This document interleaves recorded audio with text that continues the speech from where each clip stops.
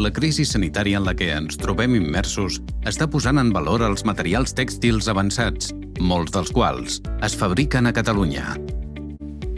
A l'inici de la crisi vam estar treballant amb l'Agència Espanyola del Medicament i EMENAC per poder-nos acreditar com a centre i entitat certificadora de roba de protecció, mascaretes, bates, etc. Tot això ja està en marxa i estem fent tant assajos propis com externs i estem certificant algunes d'aquestes prendes i peces.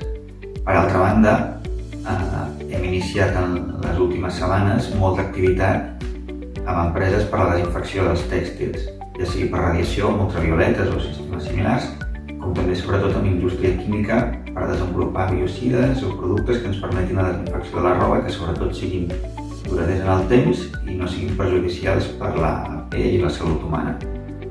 Els socis de l'AEI Tèxtils, el clúster català que aglutina les empreses i organitzacions que treballen pel sector, han estat capaços de posar-se a l'alçada de les circumstàncies en aquests moments tan complicats i implicar-se per donar resposta a les necessitats del sector sanitari. El clúster és una eina que contribueix a reforçar la competitivitat de les empreses que en formen part.